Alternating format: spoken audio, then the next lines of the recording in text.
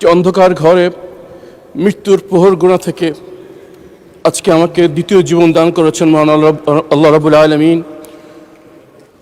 আমি মনে করেছিলাম যেহেতু দ্বিতীয় জীবন পেয়েছি, আমার পরিবার, আমার সন্তানরা আমাকে 8টি বছর পায়নি, তাদেরকে নিয়ে দেশের বাইরে চলে যাব। যে দেশ আমাকে অধিকার দিতে পারে না সেই দেশে আমি থাকবো না।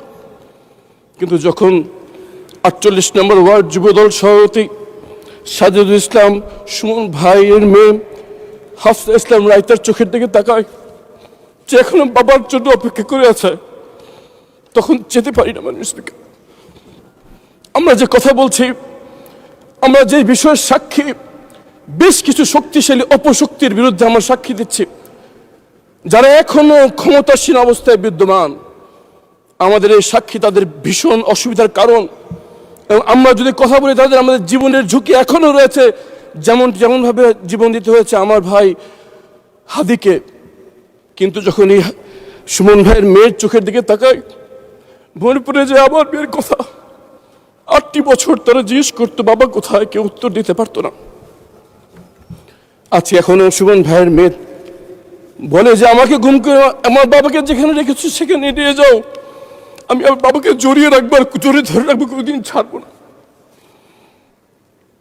মোহাম্মদ পারভেজ ভাইয়ের মেয়ে আদিবা ইসলাম রিদি বলে, সবাই বলে ধরে নাও বাবা মারা গেছে, বাবা কি কোনো অঙ্ক যে ধরে নিব বাবা মারা গেছে? মাননীয় স্পিকার, এসব অসংখ্য মেয়ে, মা, স্ত্রীর চাপাক্ষ চোখের পানি, ক্ষোভ এখনো বিদ্যমান।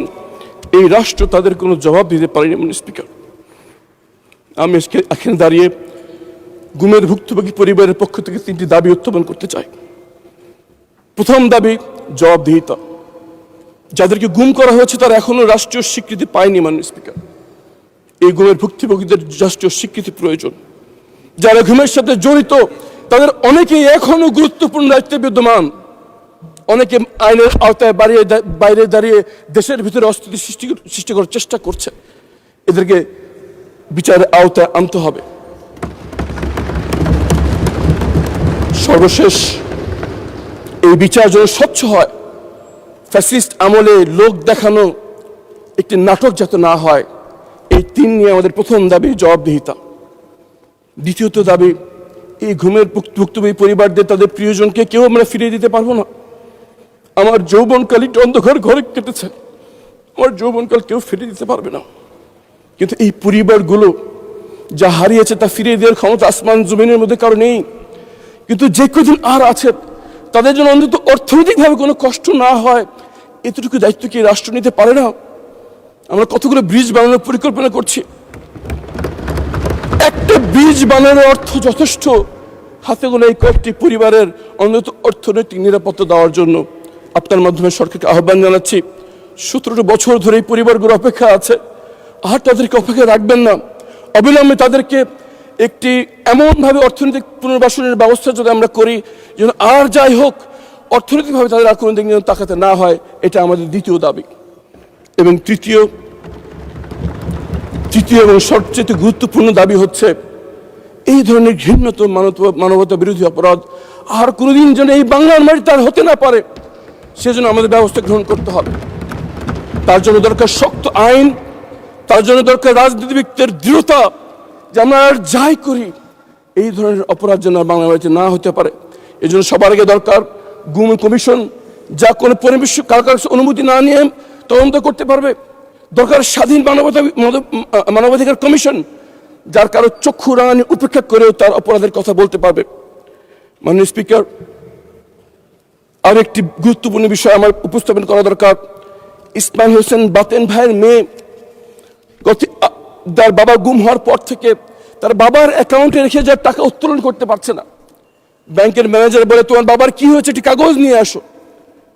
আনিসা ইসলাম ইনশা গত বছর মন্ত্রণালয় থেকে মন্ত্রণালয় ঘুরে বেড়াচ্ছে একটি কাগজের জন্য, যে তার বাবা যে গুম হয়েছে এটা যেন লিখে দেওয়া হয়। এটা আমরা দিতে পারিনি। আইনমন্ত্রী এখানে উপস্থিত আছেন, এমন একটা আইনি ব্যবস্থা গ্রহণ করা যারা গুমের ভুক্তভোগী যারা আছেন তারা যেন স্বীকৃতি পায় তার বাবা মৃত নন, তার বাবা জীবিত নন। কিন্তু এই স্বীকৃতি তাদের দরকার, অবিলম্বে একটি আইন করার আহ্বান জানাচ্ছি। মাননীয় স্পিকার, আল্লাহ আমাকে দ্বিতীয় জীবন দিয়েছেন, কিন্তু ঢাকা 14 আসনের জনগণ আমাকে এখানে দাঁড়িয়ে কথা বলার সুযোগ করে দিয়েছেন। তাদের জন্য কিছু কথা বলতে চাই। ঢাকা 14 আসনের সবচেয়ে নিগৃহীত জনপদের নাম হচ্ছে কাউন্দিয়া, যেটি জলবদ্ধ একটি ইউনিয়ন, যেখানে কোনো সড়ক যোগাযোগ নেই। 54 বছরে ঢাকার বাংলাদেশের অনেক প্রত্যন্ত অঞ্চলে ব্রিজ হয়ে গেলেও এই কাউন্দিয়া এখন পর্যন্ত সড়ক যোগাযোগ হয়নি একটি ব্রিজের অভাবে। মাননীয় প্রধানমন্ত্রী নির্বাচনী প্রচারণার সময় ওয়াদা করে এসেছেন যেখানে একটি ব্রিজ নির্মাণ করবেন। আমি দাবি জানাচ্ছি আগামী 6 মাসের মধ্যে ব্রিজের নির্মাণ যেন শুরু হয় ইনশাআল্লাহ।